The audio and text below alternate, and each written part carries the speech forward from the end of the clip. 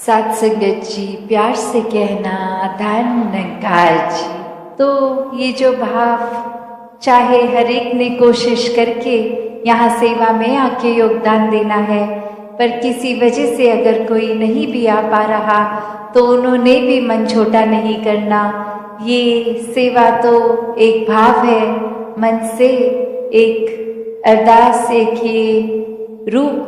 तो कैसे हर एक ने जहाँ एक समागम के प्रति जो रुझाव अभी है वो बाकी का साल भी पूरे एक मन के भाव वैसे ही होने चाहिए कि एक सत्संग जाया जाए, संतों के दर्शन करके उनकी वाणी को जीवन में अपनाया जाए, एक दूसरे के चरणों पे अपना सर रख के ये अहंकार रूप तजा जाए, हर एक में ये परमात्मा, ये निराकार ही नजर आए।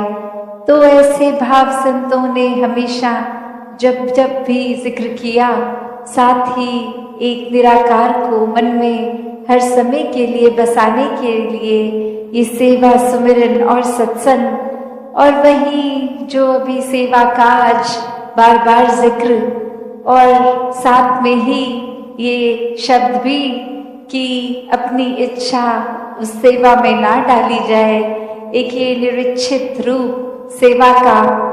क्योंकि अक्सर हम ऐसा भी देखते हैं कि कुछ दुनियावी रूप में किसी एक फील्ड को हम अगर बिलोंग करते हैं, कोई नॉलेज रूप किसी में एक ज़्यादा होता है, तो अक्सर कोशिश रहती है कि हम सेवा के समय भी उसको इम्प्लीमेंट करवाएं। एक वो हमारी नॉलेज है तो हम वो काम ज़रूर करवा दें। तो बात वही कि जब ये हुक्म अनुसार का एक आता है रूप, तो वो ही एक ऑर्गेनाइज्ड वे है एक समागम के लिए, अगर उसकी तैयारियों के लिए, तो वहाँ अगर उस कैलिबर की ज़रूरत है नहीं है, उस हिसाब से अगर कोई चीज़ हमारे नॉलेज को अगर दर्शाती है और हमें करना है, तो वो ज़रूरी नहीं उस समय उसकी नीड है, उसकी ज़रूरत है। तो उसी अनुसार तभी वो जो हुक्म रूप में सेवा है कि जब जिस तरह एक आदेश आ रहा है वैसे ही एक रूप सेवा का बनता चलता है, तो वो एक सिस्टमैटिकली भी जहाँ और वहाँ एक मर्यादित रूप, एक मन से श्रद्धा है, तो फिर तो किसी तरह की भी सेवा कहीं पे भी लग जाए, वो मन में फिर कोई और भाव नहीं लाती। क्योंकि सेवा करने के समय तो संत हमेशा सिर्फ सेवा करने ही आते हैं, ना कि इसलिए कि कोई सेवा करते देखे या हमें अपने पसंद की जगह पर ही सेवा मिले। अक्सर मन इतना जुड़ भी जाता है एक तरह से एक सेवा करने के लिए कि अगर उस समय सेवा बोल दी जाए कि आज आपका एक ये ध्यान नहीं कि आप हर बारी अगर प्याऊ पे ही होते हैं तो आप इस बार प्याऊ पे नहीं, आप इस बार कहीं और टॉयलेट इत्यादि में अगर लग जाए, तो मन फिर एक उस सेवा को भी एक्सेप्ट करता है कि नहीं। मन में ये भाव भी कि इतने समय से इस जगह पर कर रहे हैं, इतने एक्सपर्ट हो गए हैं इस जगह पे सेवा करते करते, तो अब हमें कोई नई जगह पे क्यों डाला जा रहा है। तो भाव वो नहीं, भाव तो यही कि जहाँ जब ज़रूरत एक कोई एक्टिविटी वाइज सेवा नहीं, सेवादार तो हर समय का सेवादार, हुक्म के अनुसार करने वाली, मन की इस इच्छाओं को एक अहंकार रूप को छोड़ के पूरी तरह समर्पित रूप से ये सेवाएं, और जहाँ फिर वो सेवा है वो सेवा को सेवा की तरह ही किया जाए।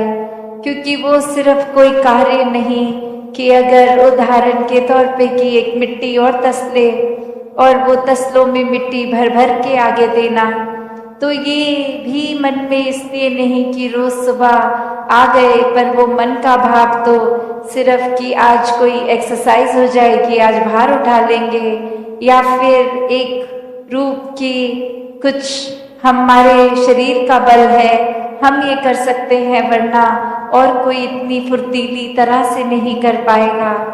तो अगर मन के भाव हैं ऐसे, तो खुद ही एक बार देख लें कि सेवा में फिर कोई ना वो शरीर की ताकत चाहिए, सिर्फ वो मन में एक भाव चाहिए। वरना तो तरह तरह की मशीन्स होती हैं जो अगर पूरे पूरे दिन की भी हम सेवा करें, वो 10 मिनट में उससे ज़्यादा एक जगह से दूसरी जगह तक वो कार्य कर देंगे। पर यहाँ वो भाव एक हाथों से सेवा करने का है, एक भाव कि हर कोई एक सेवा का एक फायदा उठाए। और ये फायदा क्या, ये कोई दुनियावी फायदा नहीं होगा। ये जो अभी हम गीतों में भी सुन रहे थे कि सेवा में सुख है, जो सेवा करता है वो एक अपने मन को हल्का पाता है। तो वो बात ये नहीं कि अगर कोई शरीर की पीड़ा है वो सेवा करके दूर होगी। एक शरीर तो परमात्मा ने जिस तरह दिया और जिस तरह हमने उस शरीर का ख्याल रखा, उसके ऊपर आधारित होती है वो तन की एक कोई हालत कैसी है, कोई अगर बीमारी है या कोई और तकलीफ है। तो बात वो नहीं कि सेवा करके एक रूप की एक बिल्कुल शरीर ठीक होगा। ये तो जो परमात्मा ने, निराकार ने जिस तरह रखा, हमें अपने एक चेतनता के साथ उस समय अपने आप को ठीक रखने की जिम्मेवारी है। ये सेवा का भाव वही कि ये शरीर भी ठीक रहे। पर अगर हम मोटिव ही ये बना लें कि हम कोई शरीर में पीड़ा एक एहसास कर रहे हैं तो सेवा करेंगे और वो तकलीफ ठीक होगी, तो फिर असल रूप में सेवा हो ही नहीं रही। क्योंकि ये एक इच्छा है शरीर ठीक करना, उसके बदले में एक सौदा हो रहा है सेवा का। तो भाव वो नहीं, भाव तो कि जितना भी हो सकता है मन में भाव सेवा का रख के सेवा करी जाए। मन के भाव इस निराकार से ये गहरा नाता, जो भी संदेश भी मिला वो रूहानियत से भरा जीवन में उतर जाए तो कैसे ये जीवन तब्दील हो सकता है। एक और भी अनुभव अभी सभी ने किया कि चाहे सत्संग के दौरान इधर से महात्मा कुछ कह रहे और पास ही कोई ग्राउंड में शायद क्रिकेट का मैच, और कैसे वो आवाज उनके माइक की भी हम तक आ रही, तो इसमें एक भाव कि वो कान तक तो सत्संग के अलावा और भी आवाज पड़ रही थी, पर भक्तों ने ध्यान किस पे फोकस रखा, अपना एक मन को केंद्रित कहाँ किया कि जो कोई क्षण भंगुर, कोई थोड़े समय में एक एंटरटेनमेंट की तरह की इंफॉर्मेशन या फिर सत्संग में दिया गया वो संदेश कि कैसे अपने जीवन को हम जीते जी भी और श्वास खत्म होने के बाद भी एक मुक्ति की जो बात होती है उस पर एक आधारित जीवन की जब जब ये परमात्मा के दर्शन करके इसके एहसास में रहते हैं तो जीते जी भी जीवन सुहाना है। और आगे भी एक परलोक की जो बात होती है कि उसके मोक्ष मुक्ति के भी हकदार बन जाते हैं। तो कैसे एक थोड़ी थोड़ी चीजों के पीछे जो आज है कल नहीं, ये बदलने वाली, और वहाँ परमात्मा जो हमेशा से एक जगह एक स्थिरता का प्रतीक, तो कैसे स्थिर जीवन को जहाँ जीना हर किसी के एक संभव है, और कैसे छोटी छोटी चीजें अगर अभी आ भी रही हैं तो इस परमात्मा पे ही ध्यान केंद्रित रखेंगे तो कब आके चली गई वो एक मन को फिर तड़प नहीं देती, एक मन में उथल पुथल नहीं होती। और ऐसे ही उथल पुथल या जीवन में कुछ चीज कभी कैसी है कभी कैसी है उसका प्रभाव भक्त नहीं लेता। एक कहानी भी दासी के ध्यान में आ रही कि कैसे एक व्यक्ति के पास एक घोड़ा और वो रातों रात घोड़ा अपने आप को छुड़वा के स्टेबल से भाग गया। और फिर आसपास के ये पड़ोसी भी व्यक्ति को कहने लगे कि तुम तो परमात्मा में इतना विश्वास रखते हो, तुम्हारे साथ ऐसा कैसे हो गया, इतना नुकसान हो गया, इतना महंगा घोड़ा था तुम्हारा, भाग गया। और वही कुछ समय बाद देखते हैं कि वो घोड़ा अपने साथ कुछ जंगली घोड़े और लेके एक झुंड में आ गया। और वही जो अड़ोसी पड़ोसी पहले कह रहे थे कि ये परमात्मा से जुड़ के तुम्हारा नुकसान हुआ, वही अब ईश्वर का उस व्यक्ति के साथ भी बोलकर कि नहीं, आपने ठीक किया। पर वो व्यक्ति जब घोड़ा था नहीं था या वो अपने साथ कुछ और घोड़े ले आया, तो उसके मुंह से हर बार यही बात निकली कि जो भी हो रहा है इस परमात्मा की रजा से हो रहा है, ये एक जैसा है वैसा ही ये ठीक हो रहा है। और आगे चल के उसी में से एक जंगली घोड़े ने दो लत्ती मारकर उसके बेटे को जख्मी कर दिया। और अब फिर वो पड़ोसी बोले कि ये सब होने से बेटे का नुकसान हो गया। और फिर वो व्यक्ति बोलकर कि ठीक है, इसको अस्पताल ले जाते हैं, पर जो हुआ है ये परमात्मा की रजा से ही हुआ है। और आगे वो समय उस राज्य में वो राजा अब जंग के लिए घर घर से नौजवान लड़कों को चुन रहा था।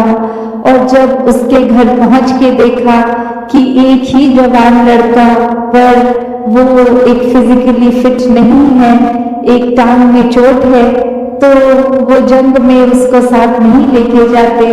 और फिर वही एक दोस्त मित्र उस व्यक्ति के कहते कि ये घोड़े की चोट से इसका चोट लगना तो फायदेमंद हो गया, क्योंकि पता नहीं इस वॉर के बाद, ये जंग के बाद वापस सलामत आता भी कि नहीं। तो ये ठीक ही हुआ कि इसको चोट लग गई और ये नहीं जा पाया जंग में। और उस समय भी मनस्थिति उस इंसान की यही कि ये भी हुआ है तो परमात्मा की इच्छा से, एक रजा में, एक भाड़े में रहकर हुआ है। तो इस कहानी से जो उस व्यक्ति के मन का भाव कि कैसे उसके जीवन में भी खुशी दुख आता गया, एक मन से जो भाव इस परमात्मा पे विश्वास, इसकी रजा में रहने की वो कंटेंटमेंट, वो एक संतुष्टि कि इस परमात्मा में अपना ध्यान है, इसके आश्रय है, तो सभी ठीक होना है। और वहाँ कोई दुनियावी रूप में अपनी निजी जीवन में भी हम लोग देखें तो कोई ना कोई ऐसी टिप्पणी कर देता है कि आप तो सत्संगी हैं, आप तो परमात्मा में विश्वास रखते हैं, तो आपके जीवन में तो दुनियावी रूप में ये सुख नहीं है, ये कमी है। तो एक भ्रम में डालने का भाव हर एक का रहता है। पर जो इस परमात्मा से हर हाल में जुड़े हैं, एक मन का नाता इस परमात्मा से, ये प्रेमा भक्ति का नाता है, एक प्यार से, जैसे अभी जिक्र हो भी रहा था कि सौदेबाजी नहीं, एक प्योर, एक पावन प्यार इस परमात्मा से, जहाँ कोई इच्छा से नहीं, एक प्रेम से ही ये मन का लगाव, ये जुड़ाव। तो ऐसे भावों से युक्त एक भक्ति हो रही है, तो फिर कोई नहीं फर्क पड़ता कि कोई क्या कह रहा है क्या नहीं, क्योंकि भक्त को अपना जीवन पूर्ण लगता है कि ये परमात्मा पूर्ण है, इसका किया सब पूर्ण है, जो दिया वो भरपूर है, जो नहीं दिया और हमारी इच्छा है कि जीवन में वो वस्तु आए, वो व्यक्ति आए, तो उसमें भी परमात्मा को बेहतर पता है। तो फिर अगर किसी ने उस बात पे कोई टिप्पणी कर भी दी तो उसका प्रभाव मन पे नहीं, बस यही कि इस परमात्मा से जुड़े हैं तो सब कुछ मिल गया है, इस परमात्मा ने जो दिया है वो काफी है। तो कैसे ये संतुष्टि की बात मन में जब आती है, एक मन से इस परमात्मा का हर हाल में शुक्राना आता है, तो ही वाकई ही जीवन बहुत आसान हो जाता है। एक मन में बातों का बोझ नहीं रहता, एक मन में किसी के कहने से कुछ बात का इस तरह चोट नहीं पहुंचती, ठेस नहीं पहुंचती। और अगर किसी के शब्द कुछ सुन भी लेते हैं जो अच्छे नहीं, उसको मन से बाहर निकालना और उसी समय उस व्यक्ति के लिए भी मन में कोई नफरत का भाव या एक बुरा सोच उसके लिए नहीं बैठती। ना ही ये उम्मीद भी आती है कि अब इस इंसान ने बुरा भला बोल तो दिया है, पर ये जब तक माफी नहीं मांगेगा, माफ नहीं करेंगे, तो वैसे भी भाव फिर मन में उपज नहीं लेते। क्योंकि जब वो भी पल में देख करके किसी ने कुछ कहा तो वो बात को अनसुना करना भी ये चेतनता है। इस बात को पकड़ के रखना नहीं हमेशा के लिए। कोई घटना घट गई सो घट गई, एक किसी ने कोई बात बोल दी तो बोल दी। अगर हम और गहराई में भी जाएं तो वो बात बोलने के समय भी कुछ शब्द ही तो मुंह से निकले थे। वो शब्द को दिमाग में घर ना करने दें तो मन को ठेस भी नहीं पहुंचती। जो भाव है मन में हर किसी के, चाहे वो एक थोड़ा अहंकार रूप का भाव होगा तो भी वो बदला जा सकता है। और अहंकार से धीरे धीरे वो नम्रता की यात्रा की जा सकती है। तो बात वही कि भक्तों के संदेश में ये स्वयं को बदलने की जो बात होती है वो क्यों होती है, भक्तों का जीवन संसार के अन्य व्यक्तियों से अलग क्यों होता है, कैसे होता है। तो बात वही कि भक्तों के जीवन में भी वही है, दृष्टि के लिए आँख है, खाने के लिए हाथ है, एक सूंघने के लिए नाक है। एक दिन में उतार चढ़ाव उसी प्रकार आएंगे और उसी तरह जो भक्त श्रेणी के नहीं हैं उनके भी जीवन में ये सब ही है। तो भक्तों ने जो एक बदलाव अपने अंदर लाया वो यही कि इस दुनिया में तो रहते हैं पर दुनिया से अलग होके रहते हैं। तो ये अलग अब कैसे रहना हुआ, ये ब्रह्म ज्ञान द्वारा जब इस परमात्मा को पा लिया, देख लिया, इसके प्यार में एक पूर्णता से खचित हो गए, तो कैसे एक अपने आप को हर पल इस परमात्मा के एहसास में रहने वाला वो भाव भक्तों के जीवन में आ गया। और जैसे एक दुनिया के तो तरह तरह के रंग हैं, भक्तों के जीवन में सिर्फ वो प्यार का रंग चढ़ता है जो इस परमात्मा से हो जाता है इसको देखने के बाद। तो ऐसे भाव से युक्त भक्त अपने जीवन के जब हर पल को जीते हैं तो वो भाव ही बदल जाते हैं, एक नजरिया बदल जाता है। एक वो बात की अगर हम कुछ भी उदाहरण लें कि कोई भी स्थिति में एक जो रुख करा जा सकता है वो एक अच्छी तरफ भी और बुरी तरफ भी, एक परिस्थिति से हम क्या निकालते हैं वो भी एक अच्छाई निकाली जा सकती है, एक बुराई निकाली जा सकती है। तो भक्तों ने हमेशा वो अच्छाई की ओर ही रुख करना सिखाया है कि परिस्थिति अगर इस परमात्मा ने दी है तो अच्छी ही होगी। एक अगर उस परिस्थिति को अच्छा नहीं समझ रहे हम तो वो हमारी कमी है। इस परमात्मा ने तो पूर्ण किया है इस परिस्थिति को भी। जब इस परमात्मा ने हमको जो कुछ दिया वो परमात्मा का जो दान है, तो ये परमात्मा जहाँ पूरा है तो परमात्मा की दी हुई हर परिस्थिति भी पूर्ण है। फर्क सिर्फ हमारे नजरिए का होता है कि उसको हम किस तरह देख रहे हैं, उस परिस्थिति में से हम निचोड़ क्या निकाल रहे हैं, उससे सिखलाई क्या निकाल रहे हैं। क्या हम सिर्फ हमारे अनुसार कुछ नहीं हुआ तो उसके वजह से इस परमात्मा को ही कोस रहे हैं, या ये भी मान रहे हैं कि ये ही हमारे लिए बेस्ट है और कैसे इसमें वरदान छुपा हुआ है।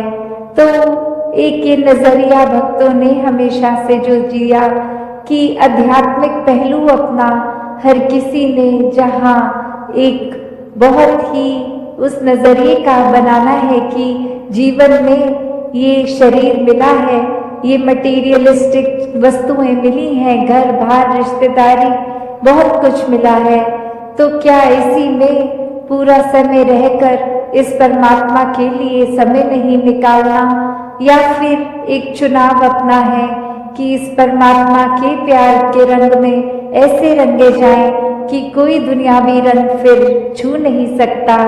ये पक्के का रंग, ये एक हर समय रहने वाला रंग, और इस रंग को जिसने भी अपने ऊपर लगाया वो हमेशा के लिए आनंदित हो गए। एक जीवन हर समय के लिए झूम झूम के जिया गया।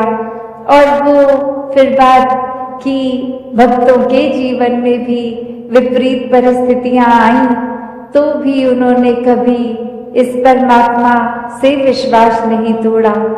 तो बात वही कि परमात्मा के प्यार में जो रंग जाते हैं वो खुद ब खुद बदल जाते हैं।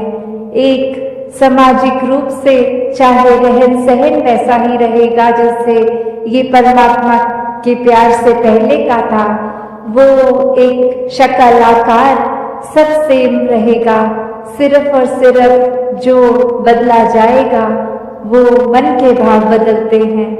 तो ऐसा ही बदलाव हर किसी के जीवन में मुबारक बदलाव होता है कि ये एक संसार में जितने भी अलग अलग प्रकार के चाहे इंसानों के साथ मुलाकात होनी और वो एक अलग अलग कल्चरल बैकग्राउंड, दिखने में अलग, खान पान अलग, सब तरह से वो एक डाइवर्सिटी रूप, और कैसे वो होने के बावजूद भी सब परमात्मा के साथ जो एकत्व के बंधन में है, तो हर एक को एक दूसरे में परमात्मा ही नजर आता है। और कैसे फिर एक ये एकत्व ही दिल पे हर समय का, और उससे फिर कोई किसी में फर्क नहीं दिखता, कोई ऊंच नीच, जाति पाति प्रांति कुछ भी फर्क नहीं, सब अपने हैं, सब ही पूजनीय हैं। तो कैसे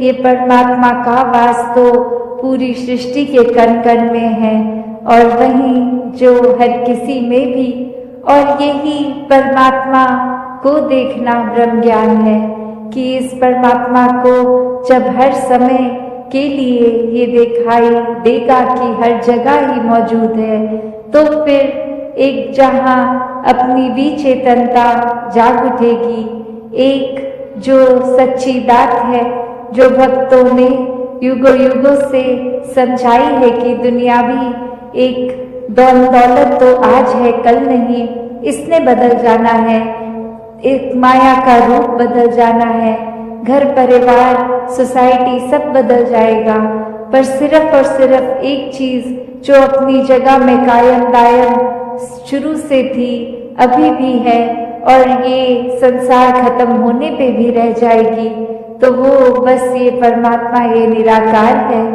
तो इस निराकार को पहचान के जीवन में जहाँ फिर वो समझ भी आ जाती है कि जो कुछ इस निराकार ने दिया है उसका सदुपयोग ही करना है, किसी के नुकसान का कारण अपने आप को या किसी वस्तु को नहीं बनाना, मन में भाव हर किसी के लिए एक शुद्ध विचार रखते हुए हर किसी के लिए फिर वो मन से एक दुआ अरदास कि ये जहाँ किसी के घर में जीवन में एक स्वास्थ्य रूप किसी भी तरह का एक नुकसान हो रहा है, तो वो भी एक भक्तों का दिल तो इस तरह पिघलता है, किसी को देखकर ठीक नहीं है तो उनसे ज्यादा उनका दर्द भक्त समझते हैं। तो कैसे ऐसे वाले जीवन को मुबारकबाद जीवन कहा जाता है। ये एक परोपकारी जीवन होता है। अपने लिए सेल्फ सेंटर्ड होके, सेल्फिश होके, ये अपने ऊपर केंद्रित नहीं, पूरे संसार की भलाई के लिए भक्त अपना जीवन लगा देते हैं। भी जो ये संदेश पिछले कुछ घंटों से सुन रहे हैं कि मनुष्य जी मानवीय गुणों से युक्त हो जाएं और जीते जी फिर वाकई ही इंसान है तो इंसान बनकर ही जिए, एक दूसरे के प्रति मन में नफरत के भाव रख के नहीं, एक मन में जो भी समय है, लिविंग इन द प्रेजेंट वाली जो बात होती है कि एक समय के अनुसार जो उस समय स्थिति है उसमें रहें, ना अपनी सोच को, दिमाग को एक बीते हुए कल में रखें, ना आने वाले कल में। जो एक अभी समय चल रहा है उसका मोल डालें, क्योंकि पता नहीं ये श्वासों ने कब खत्म हो जाना है। एक जीवन में हर कोई जहाँ एक समय में तो आए और निर्धारित समय की कुछ सालों की ही ये जिंदगी है, फिर ये सांसों ने बंद होना है। तो ये जो जीवन जिया वो कैसे जिया, वो क्या करके समय निकाला, क्या हमने वाकई ही जो काम करने आए थे इस परमात्मा, इस निराकार की पहचान वो करी, या फिर वो समय फिर और चीजों में निकाल दिया। ये परिवार रूप में पालन पोषण, ये काम, जिम्मेवारियां, ये सब जहाँ करना बहुत ही जरूरी है, एक समाज पे बोझ नहीं बनना। पर ये ही सब कुछ है ऐसा नहीं है, ये परमात्मा ही प्राथमिकता होनी चाहिए जब कोई और काम भी कर रहे हो। तो कैसे एक मनुष्य की आदत है कि एक पास्ट की बात, एक फ्यूचर की बात ये लेकर वो स्ट्रेस लेना, एक बोझ ले लेना, जिस समय में हो वो समय का उस समय सदुपयोग करके कोई चीज अगर कर ली तो ही वो लाभदायक है। एक समय निकलने पर वो चीज खराब भी हो जाती है। जैसे एक हम उदाहरण ले कोई फल का, कि जिस समय वो ठीक है उसको उसी समय खा लेना तो ही शरीर के लिए फायदा होता है, वरना तो वो सड़ जाता है, खराब हो जाता है, तो फिर उसको खाद में ही डालना पड़ता है, एक फेंक देना पड़ता है, वो शरीर में अब डालने के लिए पौष्टिक नहीं बचता।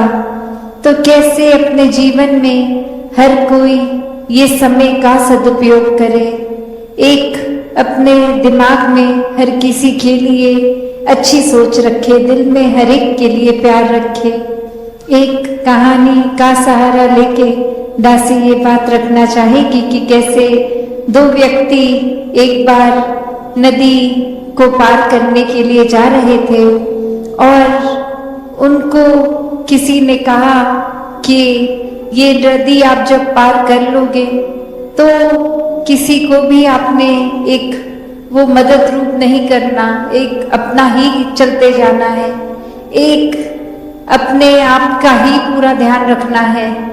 और वहीं एक व्यक्ति उन दोनों में से ही देखता है कि कोई डूब रहा है और उसको एक मदद करके डूबने से बचा लिया। और वहीं जब वो नदी पार हो गई तो उसका मित्र उसको कहता है कि ये आपने क्या कर दिया, आपको तो मना किया गया था कि अगर अपना ही ध्यान रखना है और किसी का नहीं, वरना तो आप दूसरे का रख रहे थे, तो इसमें आपका नुकसान हो जाता, आप पानी के बहाव से खुद ही बह जाते, अपने ऊपर नियंत्रण रखना था, ये दूसरों की मदद में खुद अगर फिसल जाते तो क्या होता।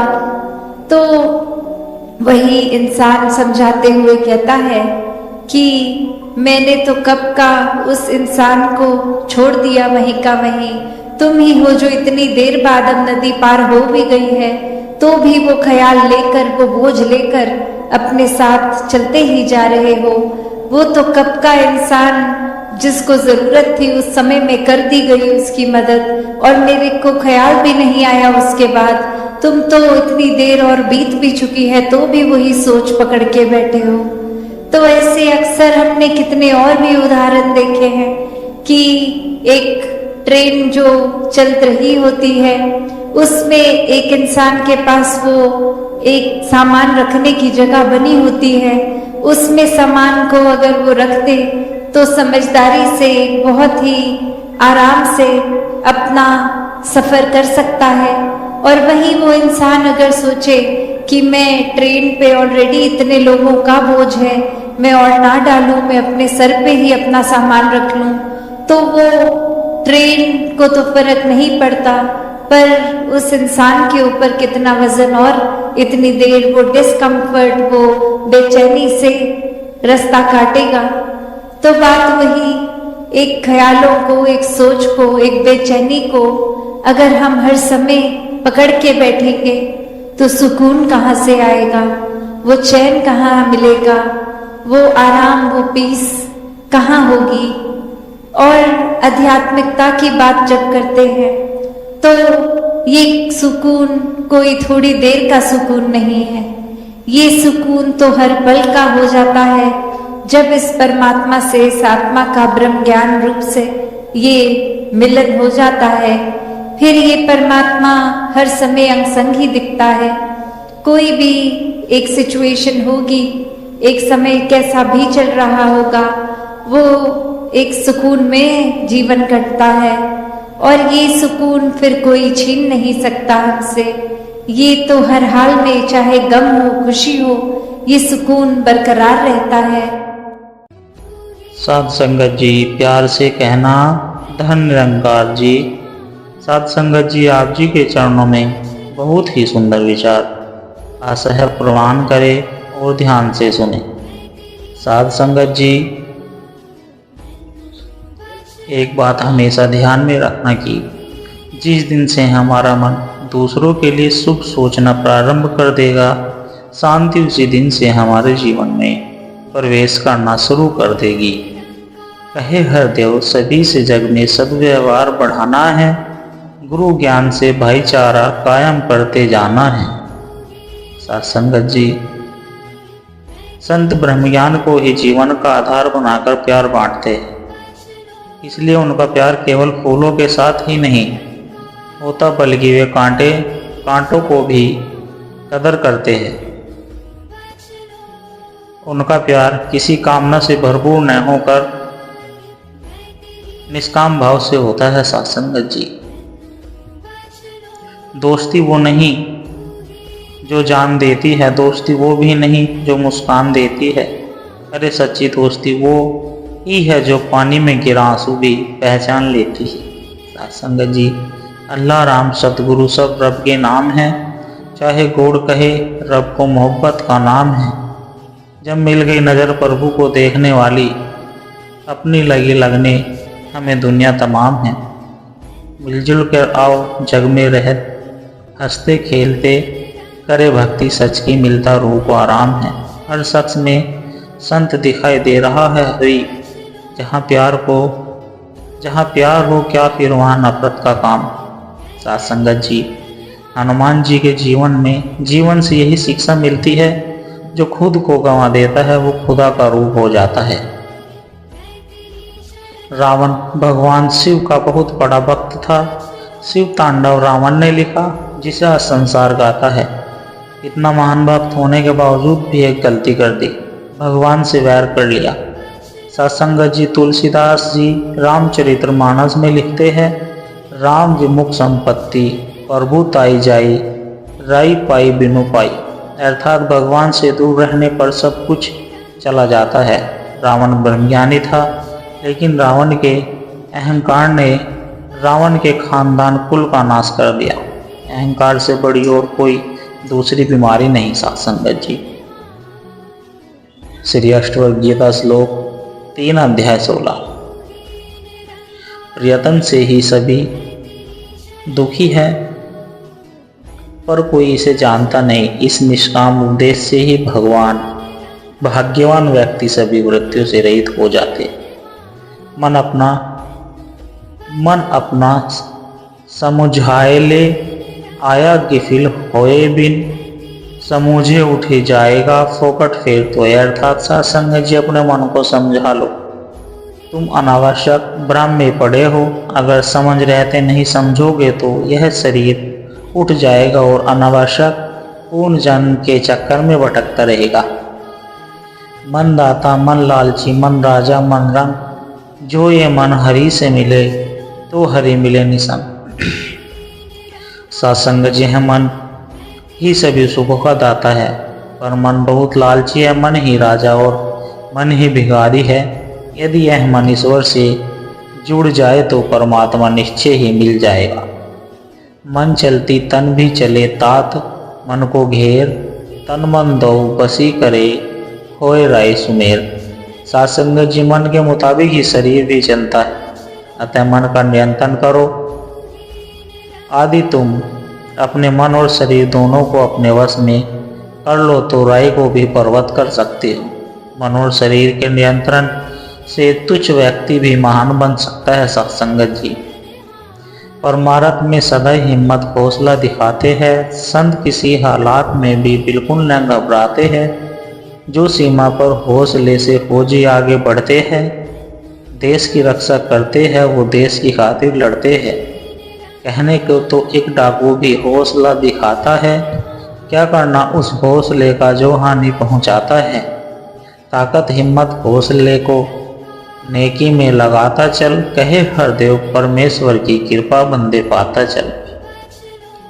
सत्संगत जी मन वचन और कर्म से जो भी अपना मान मिटाएगा, कहे हरदेव प्रभु का वो जन सदा दास कहलाएगा।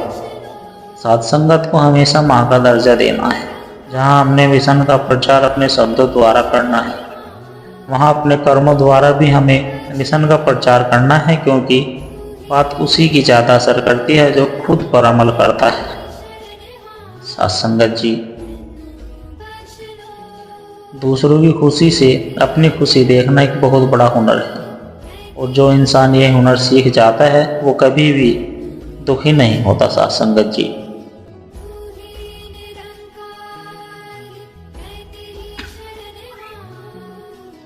सुगंध के बिना, पुष्प तृप्ति के बिना प्राप्ति, देह के बिना कर्म एवं प्रसन्नता के बिना जीवन व्यर्थ है। आनंद एक आभास है जिसे हर कोई ढूंढ रहा है। दुख एक अनुभव है जो आज हर एक के पास है। फिर भी सत्संग जी जिंदगी में वही कामयाब है जिसको खुद पर विश्वास है।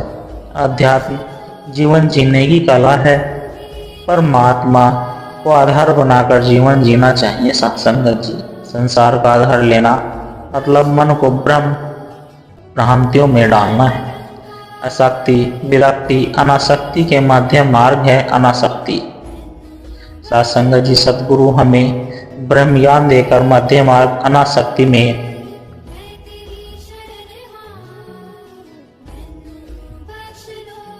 रहना सिखाते हैं। सत्संग जी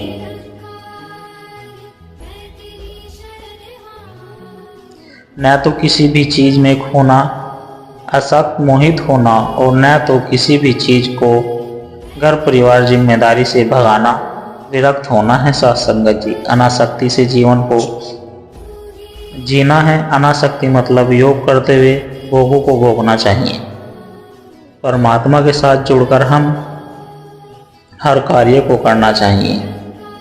परमात्मा को बुलाकर कोई भी काम को करना बंधन मोह माया आसक्ति में फंसना है। सत्संग जीवन में अंधकार चाहे अज्ञान का हो, अंधकार चाहे असत्य का हो, अथवा अंधकार चाहे निराश का हो, सबके नाश का एकमात्र ही उपाय है कि ज्ञान का, सत्य का और विश्वास का एक दीपक जलाया जाए।